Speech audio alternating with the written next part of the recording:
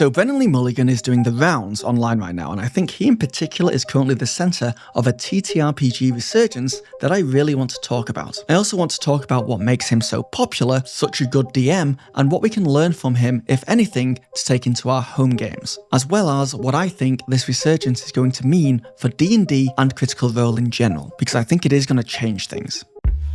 First off, Brennan is not new in the online D&D space. He's actually been around for a while. He's the DM for the incredibly successful Dimension 20 over on Dropout, and is also just very good at going viral. I've been making videos about him for years at this point, but this year in particular feels like a turning point. It was in January that Dimension 20 did their sold-out show at Madison Square Garden, big deal. It was also this year that he finished DMing his first campaign of Worlds Beyond Number, which has 35,000 paid members on Patreon and is number 13 most paid on the entire site. It's an incredibly passionate fan base, and it's a big deal. And it's this year that we get Campaign 4 of Critical Role, DM'd by Brennan, which is a very big deal. Make no mistake, Brennan used to get around online, but this year, he's everywhere. Now, it's not that Brennan does not normally get views for his actual plays. I'm sure Dimension 20 pulls in numbers, and I'm sure Worlds Beyond does too, but I don't think they're pulling in the numbers Brennan is getting from Critical Role, like just as far as eyes go on his DM style. As of researching this video, Campaign 4 has pulled in 8 million views,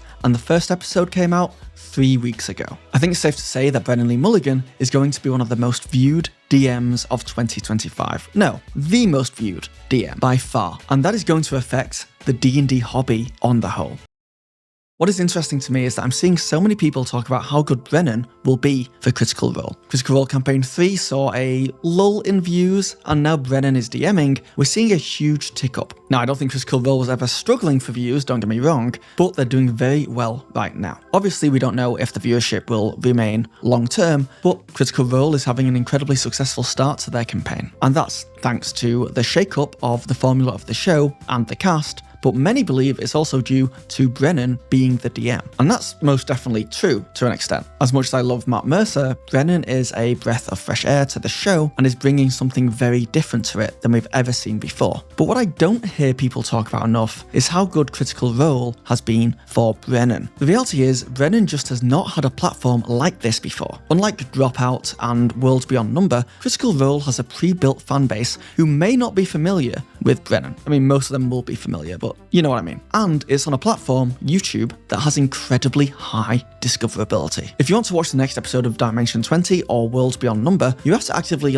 go seek it out or even pay for it. But with YouTube, the content seeks you out. It's a machine that finds new fans. So this is really good for Brennan Lee Mulligan. He's getting more exposure right now than he's ever gotten before, except for when he was doing stuff like the CEO Tide commercial skits. Of course, this is all theorizing. It's hard to get any actual data on a lot of this stuff, but all this attention certainly isn't harming him.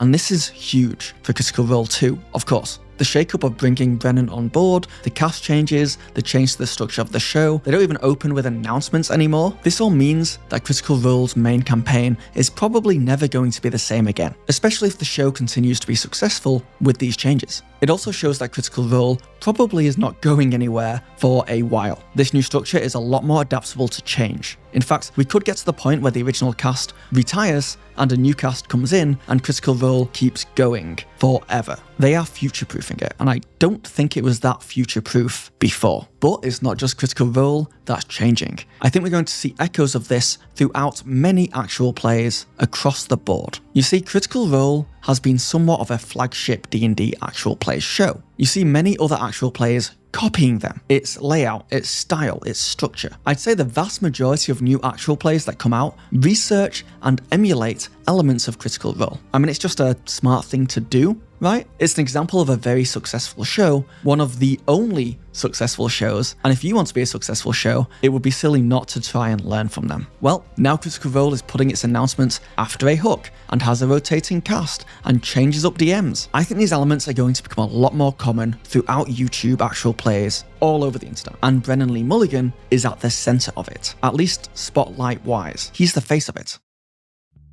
So this is where things are going to start coming together. You see, Brennan becoming more popular than ever before and Critical Role changing things up, affecting the whole actual play industry, does mean that the D&D community is going to change, in theory. The way you play D&D at your table may not change. You might not even notice a big difference in your groups or in the places online that you visit. So if you don't like change, don't worry about it too much. But we already saw it with Critical Role's original rise to popularity and the Mercer effect. And real quick, the Mercer effect is an observed phenomenon where new D&D DMs and players wanting to learn how to play the game would naturally find Critical Role because it's the most easily discovered D&D content on the internet and then be inspired and influenced by that gameplay. I know I was. Critical Role introduced me to D&D. I learned how to DM by watching Matthew Mercer. So now I say things like, how do you want to do this? And you can certainly try. Not because I'm trying to be him, but just because that's the culture around the games I play. I run a narrative-driven game and encourage character development and roleplay,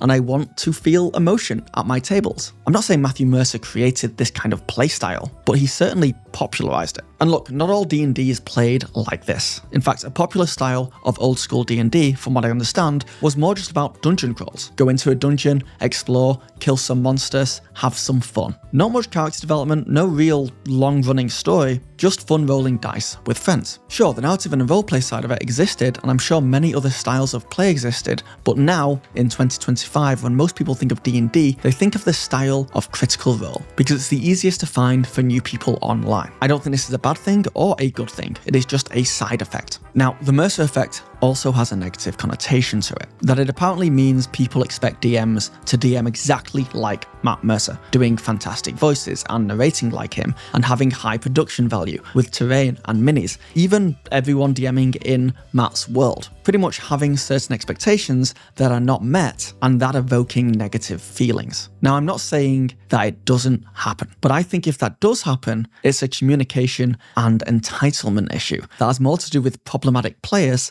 and GMs than it does Critical Role. Now, I believe in the Mercer effect, as in Critical Role changed how people see D&D, but I'd not really believe in the Mercer effect as far as it negatively affected people's home games. I think the rise in popularity of D&D and the fact that there are a lot of assholes in the world led to the negative effects that people may be perceiving. I think it's unfair to blame Critical Role for that though. I think at its heart, the Mercer effect exists as far as it's just a shift in the most popular style of play, the meta, if you will. There are many ways to play. You can play any way you want, but this is now the way most people play because it's the meta. And I think Brennan Lee Mulligan is about to change this meta again. Because like I said, he's probably the most viewed DM on the planet this year. He will inspire a lot of new DMs and he will be emulated. It is just what happens. Life imitates art. But I don't think the Mulligan effect should affect anyone negatively, if there is open communication about expectations. Oh, and if you don't play with assholes. But I do expect to hear more new DMs over the next couple of years saying, hell yeah, and incredible, and making capitalism the bad guy in every campaign.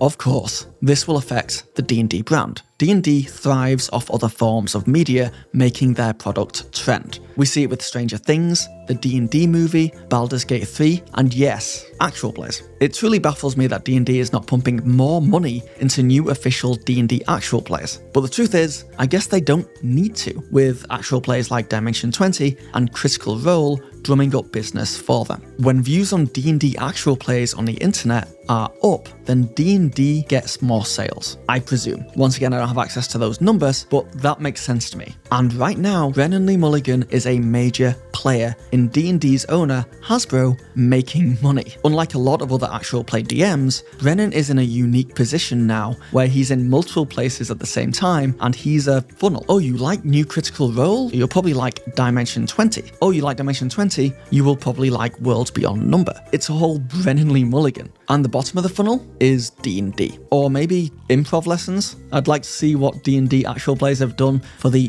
improv industry. Now, D&D recently has not been doing very well, apparently, once again. I can certainly tell you that sentiment from YouTubers and the online spaces I frequent is, it's not looking good for D&D. The brand has made some huge marketing missteps recently, and their fan base is not very forgiving. Unfortunately, actual players don't really do much for the current fanbase. No, they're good at finding a new fanbase. New players will be drawn in by Brennan Lee Mulligan's charm, start playing the game, give D&D their money, and Hasbro will profit. So it's going to be really interesting to see how the popularity of D&D, the brand, is going to be specifically affected by Brennan Lee Mulligan over the coming years. The weirdest thing is, no one's doing anything here with any intention to make these connections. They really are just side effects. So this part of the video is really just for people who want to maybe become a better DM and wonder if they can learn something from Brennan Lee Mulligan. So if that's not you, I mean, thanks for watching this far. Like the video. So I do think I may make a much bigger video for this in the future because there's a lot to go over. But I believe Brennan has a few specific traits that make him a great DM. And some of these traits you may have. Some you can work on and get better at. But some are just unobtainable. The good news is you do not need all these traits to be a great DM, and there are many other traits out there Brennan does not have and may be unobtainable to him that would make someone else a great DM. So yeah, long story short, you can be a fantastic DM even if you're nothing like Brennan Lee Mulligan. Even if you don't have any of these traits I'm about to talk about. I'm also going to talk about what I think makes Matthew Mercer a great DM right after, so stick around just to see the comparison there. But the first trait Brennan has that I think makes him a great DM is that he's smart. Like, really smart. He's very quick-witted, seems to have a good education, at least when it comes to fantasy, political systems, and birds, and he seems to have a really good memory for retaining facts. This, unfortunately, is something I don't have. Luckily, I'm cute, because I am dumb as a brick, and I've got a terrible memory. So let's not ponder on this one for too long. But it does make Brennan a great DM, because he just is really interesting to listen to, and he has an air of intelligent authority about him. The second thing Brennan has going for him, though, is that he spent a long time studying and teaching improv. Enough said there. D&D is pretty much an improv game. It makes sense that an expert at improv would be good at DMing it. And the good news here is that anyone can go study improv. This isn't some locked secret art. You can take lessons or go online and learn how to do exercises with your friends, and bam, you will slowly develop a skill that's going to be really good for DMing D&D. The next two traits Brennan has, Matthew Mercer also has. So I just want to tell you about Matt's traits first, just to give you an idea where I'm coming from with this. Matt has 4 standout traits that make him a great DM. The 2 he does not share with Brennan are that he's naturally very good at voices and sounds. Brennan's good at them too, but Matt is like the next level. And this isn't necessary to be a good DM, but it definitely helps when you're as good as Matt. Not only does he have like a natural talent for it, I presume, but he's also honed his craft for decades. He's a voice actor and has a really successful career there. I personally am bad at accents and voices. Many DMs are, and it's fine. Some people can work on it, some people find works around. I think personally I'm a lost cause, but I have things in place that I can kind of like fake it, but that's all fine. Because Matt's second trait is that he's very good at storytelling. Now, I'm also, once again, not saying Brennan is not good at storytelling, but it's very clear that Matt has worked in a profession linked to storytelling for a long time. And he's hung out with people who are all artful storytellers. Like he's been submerged in storytelling his whole life in some form or another. And D&D is a storytelling game. The good news here is that, like improv, anyone can get better at storytelling. There's plenty of education out there for it. Some of it is on YouTube for free, and it's even easier than improv because we all, well, not all of us, I guess, but a lot of us